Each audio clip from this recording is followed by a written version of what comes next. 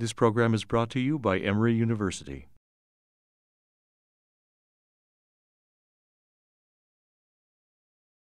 It's my real pleasure today to interview Quinn Capers, and many of you know Quinn.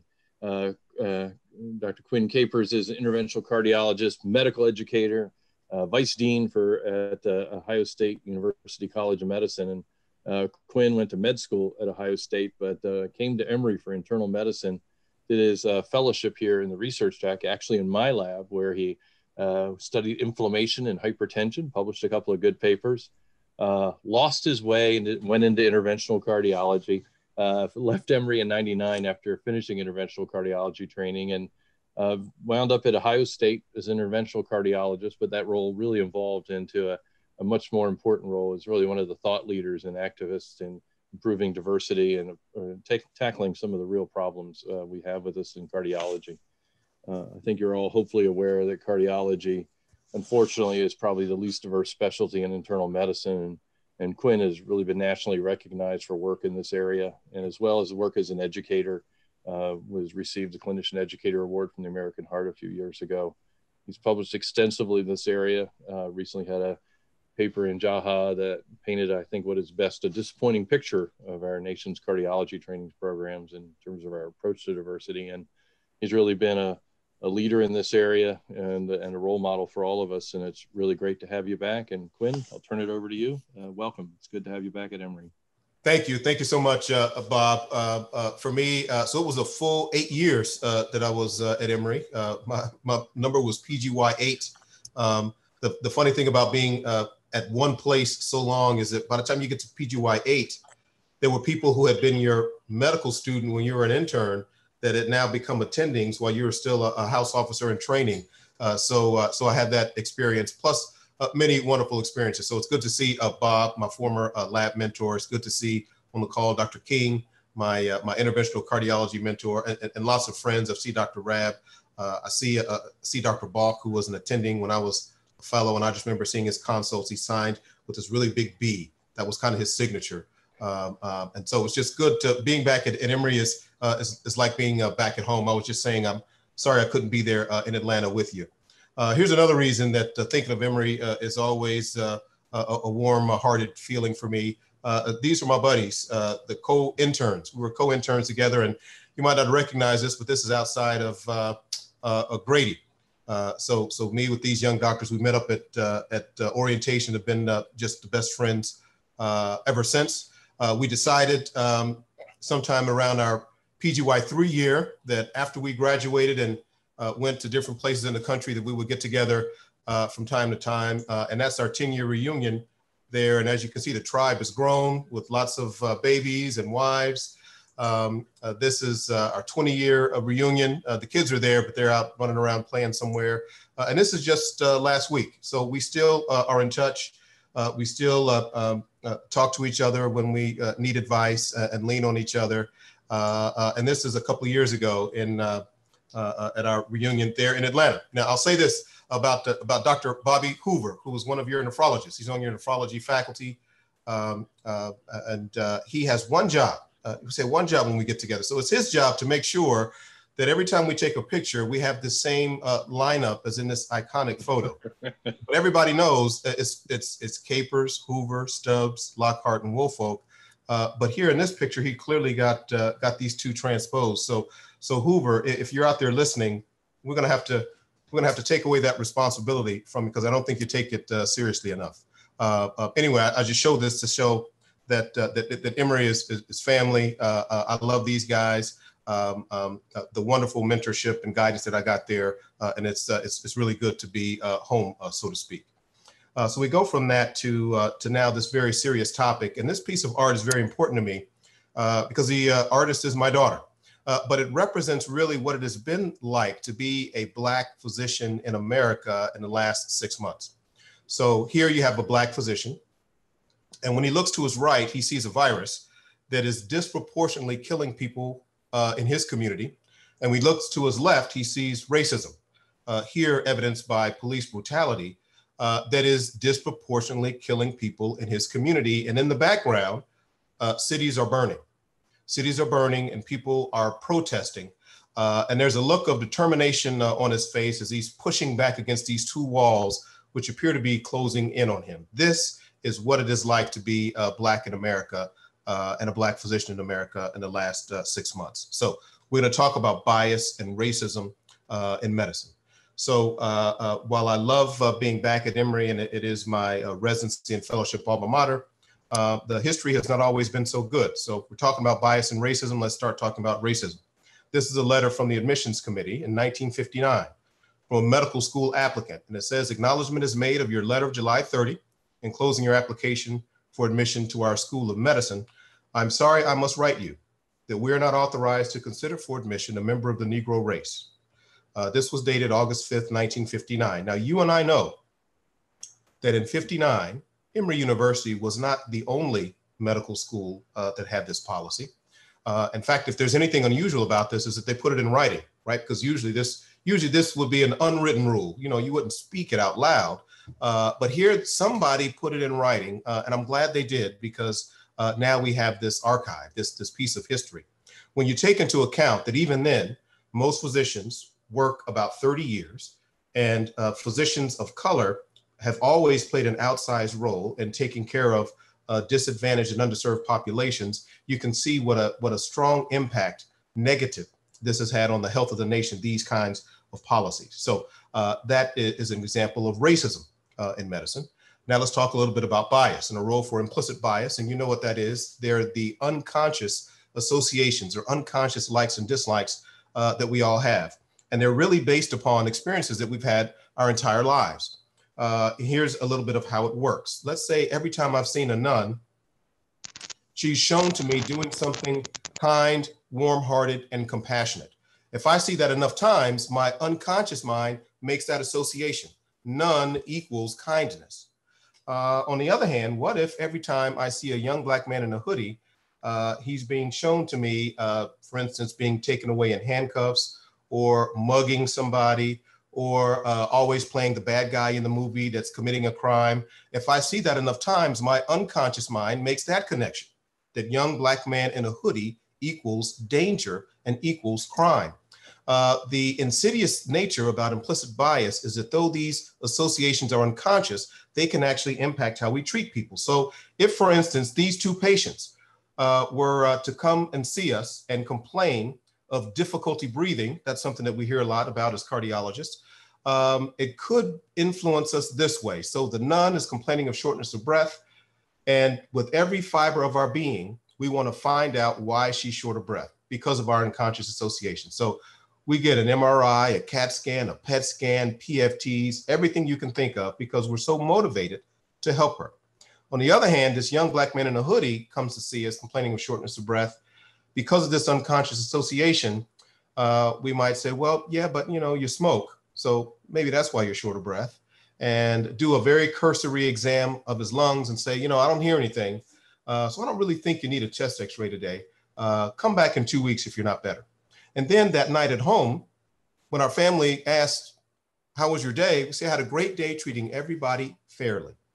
Because in our minds, we really did treat everybody fairly. Now, I can't resist the temptation to make one more analogy based on what's going on in the country right now. Let's say now, instead of a physician, I'm a police officer, and I'm called to the scene of a crime because there's a disturbance. And when I arrive, I see a nun. Well, the first thing I do is smile, right? And I let my guard down. I say, sister, what seems to be the problem? How can I help you? On the other hand, if I arrive and I see a young Black male in a hoodie, I'm tense. I'm not smiling. I may talk to him all right, but it's not going to be in soft tones. I might be more barking at him, and I might approach him with my hand on my firearm. But that night, I'll tell my family that I had a great day treating everybody fairly, because in my mind, I really did. That's the power of unconscious bias. And physicians are not immune. This is one of the first studies to show that physicians have implicit biases. You can take this implicit association test by Project Implicit. It's free, available to the public, to find out what are your unconscious associations.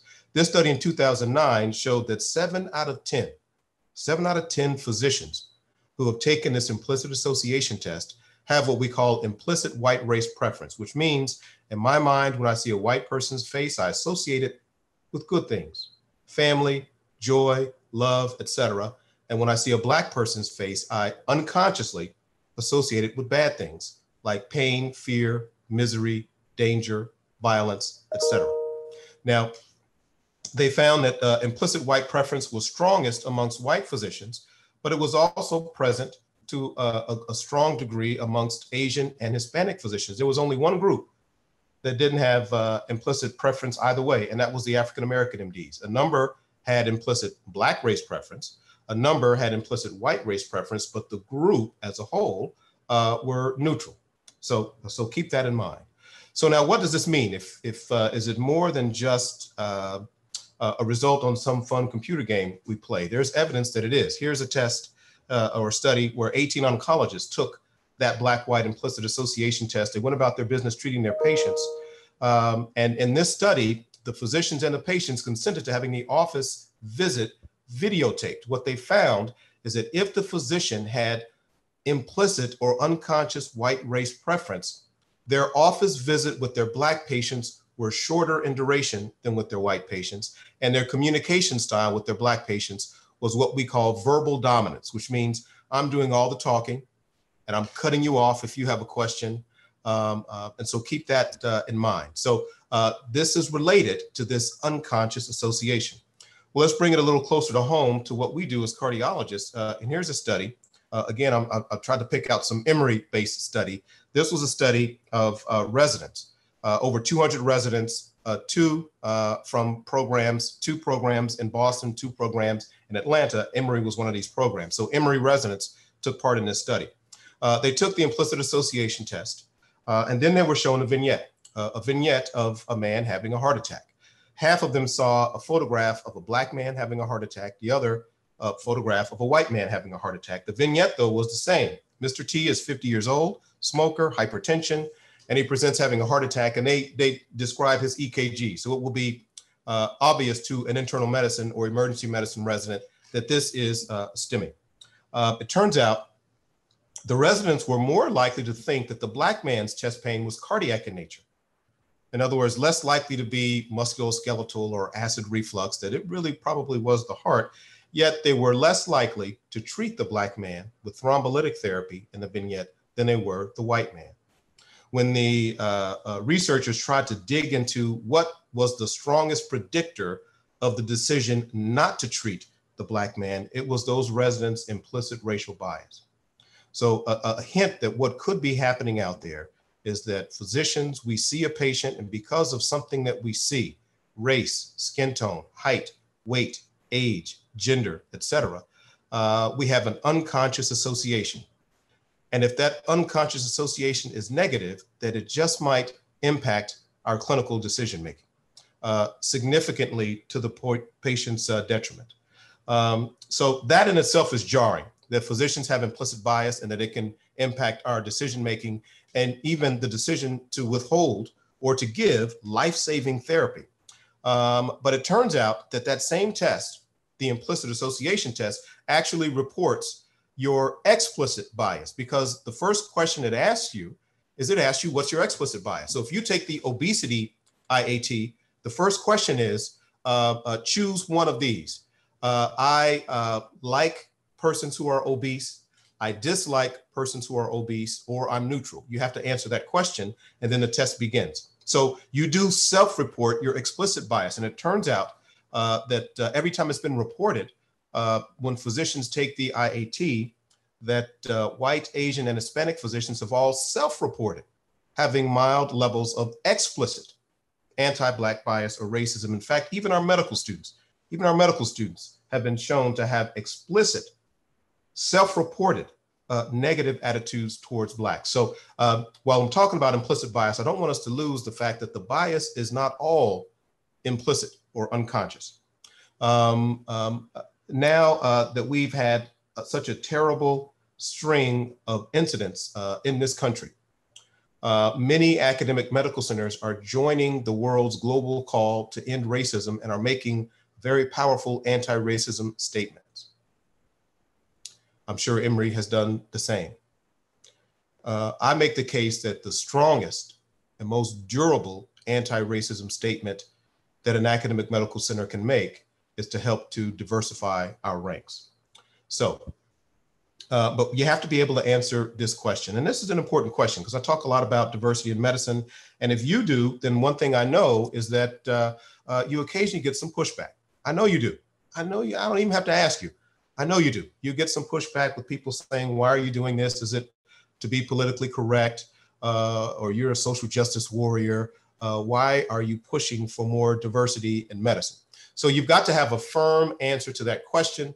And so since we're all in medical education, I thought I'd give us a quiz question here. So this is the multiple choice quiz question. You got to have an answer to this. Why do we seek diversity in medicine? Is it A, because physicians who train in diverse environments rate themselves as more comfortable treating minority patients? Is it B, because underrepresented minority physicians are more likely to serve the underserved? How about C? Minority patients are more likely to follow the recommendations of minority physicians. And by the way, this is single best answer type, so you're gonna have to pick one. Is it D, that more minority physician scientists can help us diversify clinical trials? Is it E, that more diversity in medicine can help reduce racial healthcare disparities? Or is it F, all of the above? So let's try to answer this multiple choice question. This is a study published in 2008 by Saha, when what he did is looked at medical school graduates. And then he went back and looked at the diversity of the student body where they went to medical school. By the way, the subjects here were white. He was specifically looking at white physicians and the diversity of the student body where they attended medical school. And what he found was that as the diversity of the student body went up, that physician was more likely to rate themselves as comfortable treating patients of all backgrounds and to have egalitarian attitudes about access to care. The conclusion was that in a cohort of more than 20,000 graduating medical students, white students who attended more racially diverse medical schools were more comfortable treating patients of all backgrounds and had more egalitarian attitudes about access. So you're probably feeling pretty good about A. That could be an answer. Well, let's keep going. This is a slide, and I'll tell you what I want us to do in this slide. I wanted to pick every single study that has shown that minority physicians are more likely than others to treat our nation's most vulnerable populations, disadvantaged, underserved, underinsured, uninsured, but I couldn't fit them all on one slide. So you're gonna have to be satisfied with 10 studies in 4 different decades. And it's remarkably clear. It is now, there is no question about it. Underrepresented minority medical students enter medical school with a desire to serve the underserved. They graduate from medical school with that desire. And after completing their residency and or fellowship, they actually turn that into action. So it is without question that physicians from underserved and disadvantaged backgrounds, it's in their heart and soul. It's a part of their legacy that they want to go back to treat patients just like them. So you're probably feeling pretty good about B. Underrepresented minority physicians are more likely to serve the underserved. Well, let's keep going. Here's an interesting study done in Oakland, California, where they were looking at the likelihood of Black male patients to follow the recommendations of doctors. And what they did in a series of preventive care clinics, they randomized these Black male patients to seeing either a white physician, a Black physician, or an Asian physician. The physicians walked in and they told the patients that here's what's available today in this clinic: blood pressure measurement, BMI measurement, cholesterol measurement by finger stick, glucose measurement by finger stick, and a flu shot. They recommended that the patient have all of those. The patients then made a decision. But before I show you those results, here's something interesting. They looked at the progress notes that the doctors wrote, and they saw a pattern. They saw that the white and Asian physicians, their progress notes after seeing these Black men were very short, succinct, businesslike, and to the point. Let me give you an example. Here are some examples of the progress notes written by the white and Asian physicians. Weight loss, That's it. That's the progress note. TB test. That is the entire progress note. And here's a shorter one, anxiety. That's the entire progress note. So very businesslike, and essentially this is what I, the doctor, think this patient needs. Then they looked at the notes that the Black physicians wrote about these Black men. Here are some examples. Needs food, shelter, clothing, and a job. Flu shot makes you sick. He's quoting the patient here, but he got one anyway. Subject yelled at me, but then agreed to get a flu shot because I recommended it. Made patient laugh. And so if you feel kind of a connection, which maybe comes from the fact that the Black physicians were listening more deeply to the patient's environment, the social determinants of health, the milieu they live in, and their state of mind, as opposed to the white and Asian physicians whose notes seem to reflect that the only thing on their mind was, this is what I, the doctor, think the patient needs. Maybe this is what translated into these results, that those Black male patients were more likely to get diabetes screening, cholesterol screening, and a flu shot if it was recommended by a Black physician versus a white or Asian physician. Here's a similar study more recently. In this study, instead of, they flipped the standardized patients, which, as you know, are actors playing the role of patients, and they had standardized physicians, actors playing the role of physicians. In this study, they had real heart patients, patients who really have heart disease, view these videos. They only saw one of these videos. And the doctors, though, all read an identical script, which was saying, I think you need heart surgery. The results, to cut to the chase, were that the Black patients were more likely to agree to open heart surgery if recommended by a Black versus a white physician. So I bet you feel pretty good about C. Let's keep going. Clinical trials. Clinical trials are absolutely invaluable for our advancing human medicine. But you know, if those trial results are really going to be valuable, they have to include or be based on studies that were representative. When trials are based on studies that lack diversity, the outcomes are not generalizable. We might miss important gene or environment influenced adverse effects, and we might miss important gene or environment influenced beneficial effects. Well, the FDA and the NIH are aware that we have a problem with diversity in clinical trials. And so they declared, the FDA did in 2016, you might remember this, they declared 2016 the year for diversity. In other words, they were making a strong statement. We are no longer going to approve drugs or devices based on research that was done on a population that was not diverse. So let's look at some drugs that have been approved since 2016. Maybe you've had a chance to use ivabradine for heart failure. The trial upon which its approval was based had only 1% Black patients. And Entresto, I'm sure you've used. The trials upon which it was based included only 5% Black patients.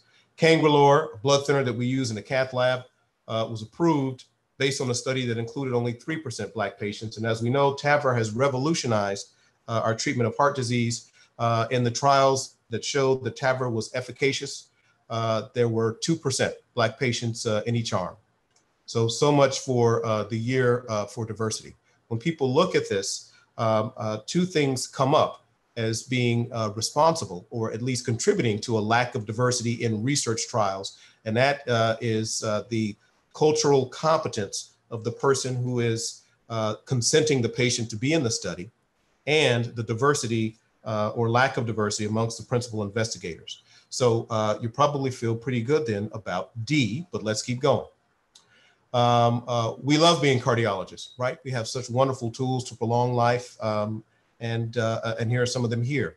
So for our defibrillators, we know these are life-saving devices, but in 2003, this publication looked at Medicare patients and showed that of 6,000 patients who survived a cardiac arrest. Now, you and I know if you survive a cardiac arrest, you are numero uno on our list of who should get a defibrillator, unless you have some major contraindication. But in this national sample of Medicare patients, the odds ratio for Black cardiac arrest survivors versus white cardiac arrest survivors to receive a defibrillator was 0.5. In other words, they were half as likely. Well, 2003 was a long time ago, but 2016, not so long ago. And in this national sample, 21,000 patients and a national sample with severely weakened heart muscle, ejection fraction less than 35%, and congestive heart failure symptoms, Blacks and Hispanics were less likely to even be told, to even be counseled that there is something called a defibrillator that you should consider. So if we move on to critical lower extremity ischemia, you know that we can attack this disease multiple ways in the cath lab with balloons, stents, in the operating room, in the radiology suite. Our surgery colleagues can do a bypass around that blockage. There's another procedure you can have if you have critical lower extremity ischemia. And I have there, which would you prefer? Don't bother answering. I think I know which one would be absolutely last on your list. But this study in 1995, again, looking at Medicare patients, and that's important. That means they had some form of insurance. When they looked at this national sample of people who presented with critical lower extremity ischemia, compared to whites, African Americans were more likely to undergo a limb amputation and less likely to undergo revascularization. And I can hear you thinking, but Quinn, 1995 was a long time ago, and it was, but 2017 was not so long ago. And in this study, again, in a national sample, Blacks and Hispanics were more likely than whites to have an amputation. What I like about this second study is that they controlled for the extent and severity of disease at presentation. And that's important because we know that minority populations as a group tend to present later. So let's be honest. If you present to the emergency room and your foot is already purple and there are no open blood vessels from your knee to your foot, there may not be anything that a vascular surgeon can do but amputate. But when they controlled for the extent and severity of disease, the whites were more likely to get revascularization. The Blacks and Hispanics were more likely to have an amputation. Let's keep it moving. Here is, as you know, this cardiology audience, a right coronary artery occluded here before and after being opened. This is what we love to do. Shout out to Spencer King. Thanks, Spencer, for joining us. You showed me how to do this. This is an old study, but it's a good one. Now they're using standardized patients. These are actors playing the role of patients. They all read an identical script. And the script was that it feels like there's a ton of bricks sitting on my chest. I couldn't breathe. My left arm was numb. I had a drenching sweat and an impending sense of doom. The research subjects were internal medicine physicians. Internal medicine physicians watched a video clip of one of these actors and then answered some questions, one of which is, would you refer this patient for a heart cath? The study showed that the white males were far and away more likely than anybody else to be referred for a heart cath. Second most likely were the white females. Third most likely were the Black males, and bringing up the rear were the Black females. That means, look at this lady here. That means when she said, it feels like a ton of bricks sitting on my chest, taking away my breath, my arm was numb, I had a sweat all over my body, and a feeling that it's all coming to an end. She was much less likely than this man to get a heart cath, even though their clinical history was identical. 1999 was a long time ago. But 2019 was not so long ago. And in this study, we looked at a national database, this national database of over 4 million patients presenting with acute coronary syndromes, non-STEMI or unstable angina. And it turns out almost 60% had a heart cath. What we were looking for in this study was what predicted who got their heart cath early, which we defined as within 24 hours of admission, versus late, more than 3 days after admission. So early heart cath versus late. And of course, we know that an early invasive strategy saves heart muscle and saves lives. That's why we say time is muscle. Here's what we found. After doing an analysis on just about everything you can control for, independent predictors of late, that is having your heart cath when you present with a heart attack more than 3 days after a hospital admission. Independent predictors of late angiography were being a woman, being Black, being admitted on the weekend. And again, these are independent predictors. So no, it's not that all the Blacks and women came in on the weekend, and not having insurance. So let me say that again. Being a woman was just like not having insurance. Being Black was just like not having insurance. And when you combine those two, being a Black woman, your odds of getting a late cath were even higher. So remember that study from 1999 on the previous slide, who was the last one to get a heart cath when they present with chest pain? Here we are in 2019, the last one to get a heart cath when presenting with chest pain are Black women. So we reviewed these studies, and we found out that in a 20-year period, studies like the ones I just shown you have been published 300 times. There have been 300 studies like the ones I just shown you, documenting these Black-white racial disparities in cardiovascular care. The sobering thing we found out in this review was that at the end of that 20-year period and 300 papers, things were no better than at the beginning of that period. So we keep documenting it and documenting it and documenting it, but sadly, not much is changing. Many of us feel that we aren't going to really change these until we diversify the ranks of the physicians.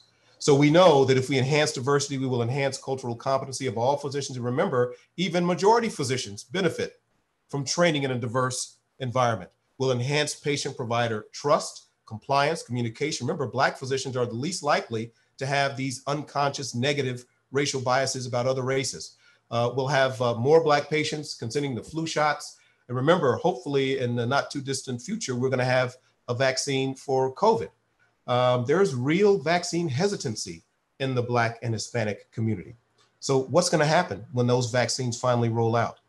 But more Black patients will consent to flu shots and heart surgery. That's got to be a good thing. And we simply will reduce disparities and save more lives. So why aren't we there yet? We've been talking about it a long time. The AMA, the National Academy of Medicine, the AAMC have all been talking about we need to diversify medicine for decades, but we just haven't made much progress. I think it's because we sometimes make it harder than it has to be, like solving the equation on this blackboard. Solve this equation and you will have the secret for diversity. So it does not have to be that hard. We can attack it by coming up with a list of culprits and then making an action item list. And so those culprits are pretty clear. One is the supply chain. I like to think of a kindergarten to medical school pipeline. That pipeline is in sad shape with major leaks where we're losing talent all the way from the fourth grade on up. There is structural racism in our nation's educational system, geographical barriers, so that everybody does not have an equal opportunity to get a good education in which you have good critical thinking, good reading comprehension skills, and there's a lack of visible role models. Number two, gatekeepers. I spend a lot of time thinking about gatekeepers. On that path from kindergarten to medical school, there are a lot of gates tended by gatekeepers. And so some examples of what I mean. So the person that works in the school system who decides which fourth graders are recommended to be in the gifted and talented program and which ones are not, that person is a gatekeeper. In high school, the counselor who decides who gets the information about the summer programs, that person is a gatekeeper. The admissions committee for college, they're gatekeepers. The admissions committee for medical school, they're gatekeepers. Our residency selection committee, our fellowship selection committees, they're gatekeepers. So I like to think about those gatekeepers and think about how we can engage them. There's evidence that they might be indifferent to recruiting. They might place little importance on diversity when making their rank list, and that they suffer, as we all do, of unconscious bias that might put certain people at a disadvantage. Now, I've said some things there that are controversial, but I'll show you some data to back that up. And then the culture in academic medicine. We are rife with bias, both conscious and unconscious, from beginning to end, and inertia is a big problem. Very often, I speak to a lot of people, a lot of medical schools about how to diversify their programs. And sometimes I'll see a strategy or a process that they have in place that really is kind of anti-diversity. And when I ask them about that, I said, well, why do you do it this way? Very often, the answer I get is, we've always done it that way. The person that was in this position before me did it that way. And the person that was in this position before them did it that way. And so we just kind of kept doing it that way. Inertia is a big problem in terms of diversity enhancement. So now let's come up with an action item list. We got to reach back, and I mean way back into the deep pipeline. We can't simply try to recruit internal medicine residents to go into cardiology because we've missed so much talent. Go way back in the pipeline. Mentor relentlessly every chance you get. Lack of role models is real. Be visible. Now, you and I can't be everywhere, but we live in a time of social media. So use social media use it to recruit for your residency and your fellowship. Use it to mentor and to advise. Recruit actively. In the study that I'm about to show you, we asked cardiology fellowship program directors several questions. One question we asked was, how many of you recruit? 88%. So the overwhelming majority of them recruit. When we asked them, what do you use to recruit? The most commonly quoted method used to recruit was, we keep our website current. So that's how we are recruiting. That's a very passive way to recruit. If you really want diversity, you've got to recruit actively and with a purpose. Encourage your mentees to go into academic medicine, confront bias, be courageous about it, engage those gatekeepers. And what if we made diversity, or the ability to enhance cultural competency of the whole program, what if we made that a top consideration when we made our rank list? What would that look like? And then finally, when you make progress, don't keep the secret sauce to yourself. Write about it so that others can try to duplicate what you're doing. So I'm going to spend the last few minutes talking about some examples that we can all do.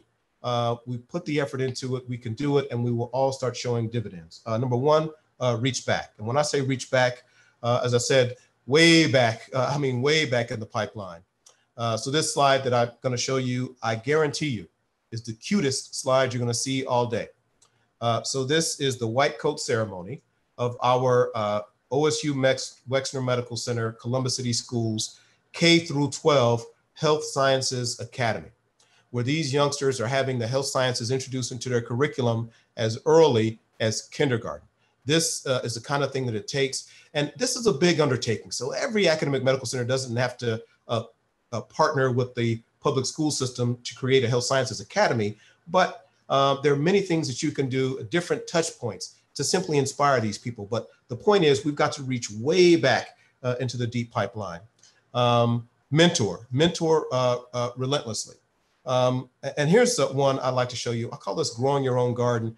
Here is a heart school that we had.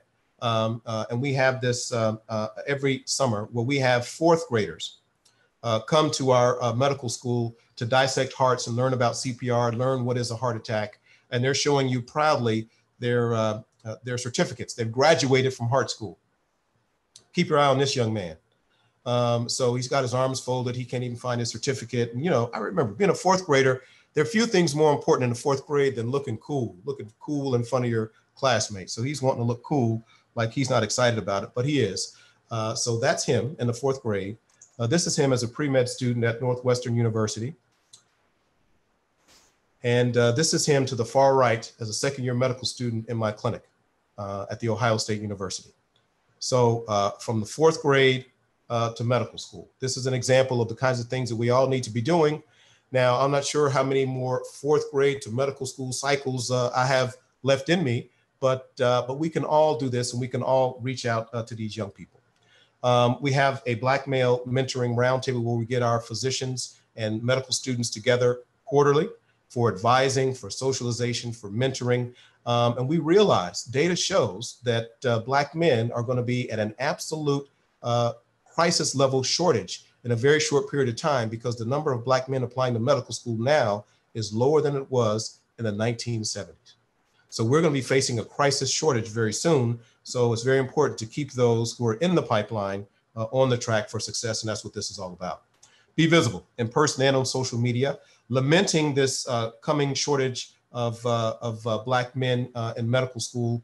We with some colleagues, created this Twitter campaign, a social media campaign to inspire and encourage. We call it hashtag Black Men in Medicine. It's a hashtag on Twitter. And the goal is to flood social media with images of Black male physicians so that we can inspire youngsters, speak out against injustice, and maybe, and this may be naive, but maybe if we do enough of this, we will change the nation's unconscious bias about Black men, so that instead of seeing a Black man and automatically thinking danger, you'll see a Black man and automatically think maybe he's a physician. So if you're not on Twitter, get on Twitter. If you're on Twitter, we want you to tweet out using hashtag Black Men in Medicine with a picture or a saying or something to encourage young people to go into medicine. Recruit actively. When I was the Dean of Admissions, we noticed in 2013 that in our medical school's almost 100-year history, we had never fielded a class of more than 50% women, or at least 50% women. We saw that as a problem. So we put in force a task force to study the problem and make recommendations. When we put into place those recommendations, now 7 years in a row, we've had slightly more women than men in our entering class. And this is a picture that's very special to me. I was on service not too long ago, rounding with these doctors, each one of whom I admitted to medical school. So that means I read their essay when they were applying. I interviewed them. I watched them as first-year medical students conquer gross anatomy. And now we're taking care of heart patients shoulder to shoulder with each other. That was a very, very special day.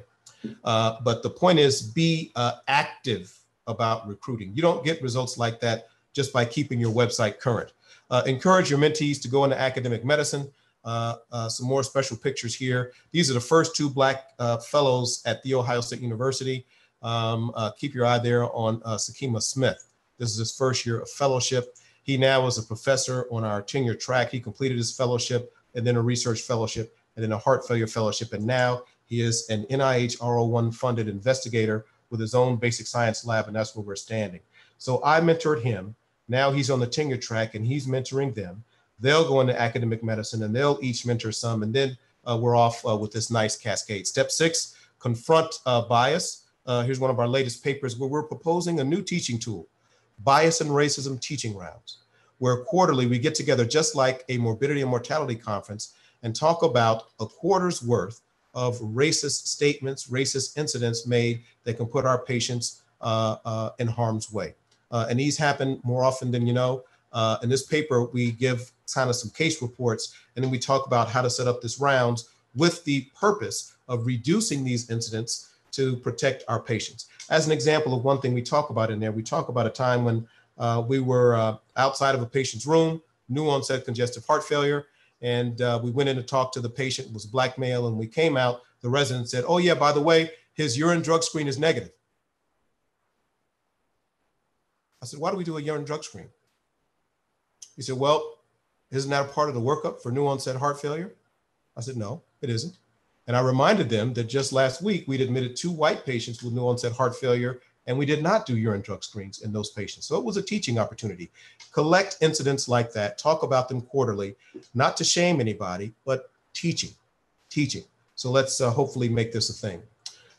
We had our medical school admissions committee take the implicit association test. And this graph is showing you the people on that committee, the proportion who have what we call implicit white race preference, which again means unconsciously white equals good and Black equals bad. 52% of our women on the admissions committee had that implicit white race preference, 64% of the men. What are these small bars, 10%? That's explicit white race preference. So these are the people who answered yes to the question, do you prefer white people to Black people? This is the admissions committee. This is the people charged with deciding who gets to be a doctor and who doesn't. Here's our concern, that if you unconsciously associate a Black face with negative things, that this young man applying for medical school has done all the right things. He's got a nice new suit, firm handshake, smiling, eye contact. But if his interviewer, despite how egalitarian he might feel consciously, if unconsciously he looks at him and associates his face with a violent image, then I wonder if he reads his essay the same way.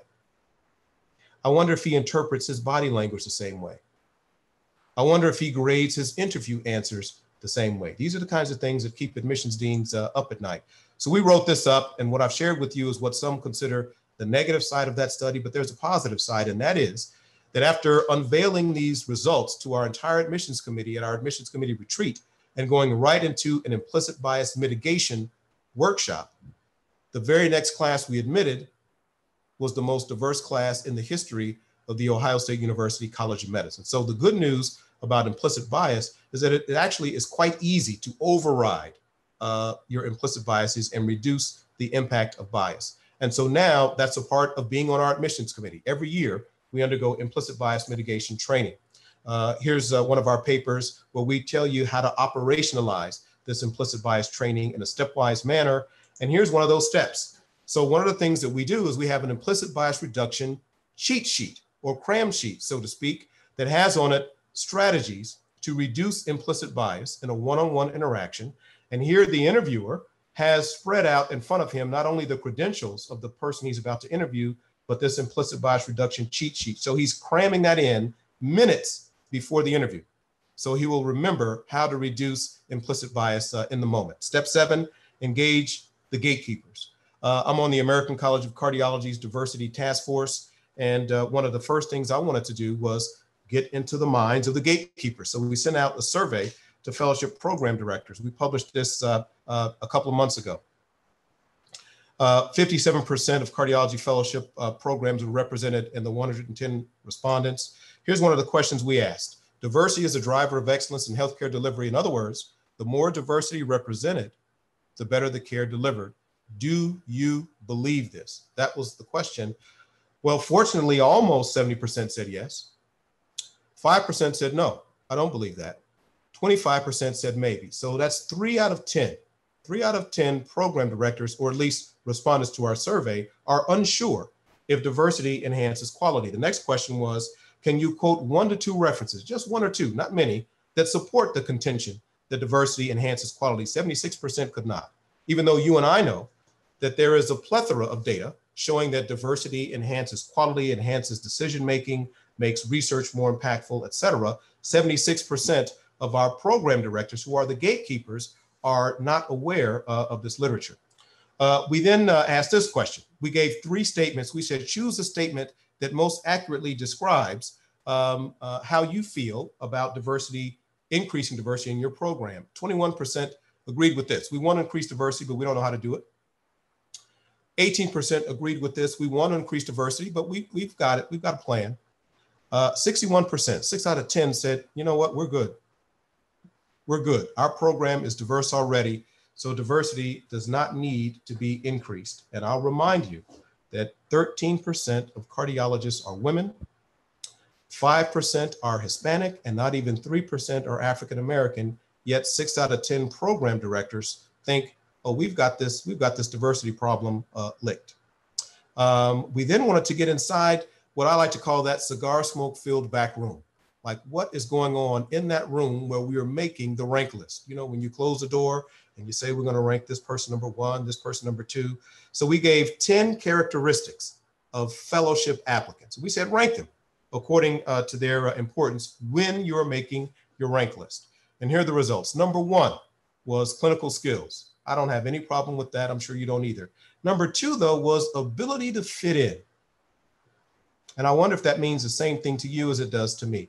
You see the rest of them here: research productivity, strength of the program director letter, on and on. All the way in last place was diversity, or the ability to enhance the cultural competency of the program. So it is literally the last thing on the mind of program directors when making their rank list. So we need to engage our gatekeepers. Here's a program at the Hart House in DC where all program directors were invited to Hart House for a session on implicit bias mitigation and other sessions where we learn about the value of diversity. And here's a paper written just for our program directors, because as you know, the ACGME, our accrediting body, says you must show efforts to enhance diversity in your program. That's a new accreditation standard as of 2019, or if you don't show efforts, you can risk getting a citation. So that can make some program directors nervous, but we say, take a deep breath, don't be nervous. Here's a step-by-step guide on how to do that. Step 8, what if we made diversity / ability to enhance cultural competency of the program, what if we made that a top priority? What would that look like? In our interventional fellowship program, we've been doing that for years. This is the actual interview sheet that our interviewers look at and use to rate candidates when they are being evaluated for our fellowship program. So if there's anybody in the audience that might be applying for an interventional fellowship at Ohio State, know this: you are going to be rated on whether or not your letters specifically cite your cultural competence as a trait. You're going to be rated on whether or not you've done community outreach activities from med school through fellowship. You're going to be rated on whether or not you've been exposed to different cultures, are bilingual, et cetera. You're going to be rated on whether or not clinically you've been exposed to a disadvantaged patient population. There was some pushback when we went to this when I was the interventional program director a few years ago, with people saying, Quinn, we're trying to pick people with manual dexterity who can take a wire, advance it down the LAD and out the diagonal, or stick a long needle in the pericardial sac, or take someone who's dying of cardiogenic shock and put them on ECMO within 5 minutes. What difference does it make if they've been exposed to people of different backgrounds? And our pushback to that pushback was, that's exactly who I want inserting stents in blocked arteries and putting people on ECMO, people who respect other cultures and who have treated and been around people who are different from them. Because this is what it can look like. You're looking at our interventional fellows for the last 8 years. In our program, we've had at least one underrepresented minority. This is Moses, our current fellow in the 2020 class. This is 2019. 2018, 2017, 2016, 2015, 2014, 2013. This is what it looks like when you truly believe that diversity enhances quality. You break out of the inertia and you put in place some operational standards so that you can enhance diversity in your program. In summary, bias and racism played a role in the past and still do in the current lack of diversity in medicine. The lack of diversity, I'll even say it strongly, is killing our patients. Efforts to enhance diversity must be intentional, not just keeping the website current, but have to be persistent. The time has come to consider diversity in medicine a mark of excellence for which stakeholders will be held accountable. And I'll end with this picture from when we took a knee to protest police brutality and the killing of George Floyd. And I had here first kneeling for George Floyd. Then I thought maybe you should change it to Breonna Taylor. Then I said, no, maybe you should put in there Dijon Kizzee. If you haven't heard of him, he's the bicyclist that apparently broke some bicycle traffic rule in California, and as a result had an interaction with the police and wound up being shot 15 times. But then I said, no, maybe you should put Jacob Blake's name, the man who was shot in his back 7 times in front of his children. And then I decided to leave it blank, and the blank represents the fact that while it breaks my heart to say this, you and I know that tomorrow, or maybe next week, or maybe next month, there'll be another name. So that's what the blank represents. We must put an end to racism. It is destroying our planet and our country, and academic medicine has a role to play in defeating racism as well. And again, the strongest anti-racism statement we can make in academic medicine is to enhance diversity. Thank you very much. Well, thanks, Quinn, for a spectacular talk. That was really good. And just remind everybody, just use the chat box to put your questions in, and so we can get a little bit of feedback here and some conversation going with Quinn. But that was a great talk, and I suspect many of us felt pretty uncomfortable during parts of that talk, and particularly when you showed that Emory Medical School letter at the beginning. It shows we have much work yet to do. We have a first question. Dr. Balk wants to know, for the IAT results, does age of the person taking the test have any impact on the implicit bias results? Are we doing any better with time, I guess, as we bring it? Yeah, great question, Mike, and good to see you, by the way.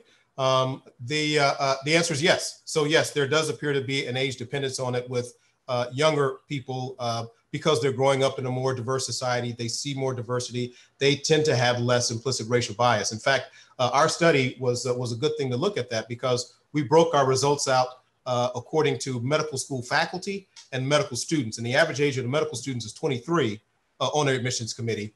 And the average age of the faculty, well, is higher than 23.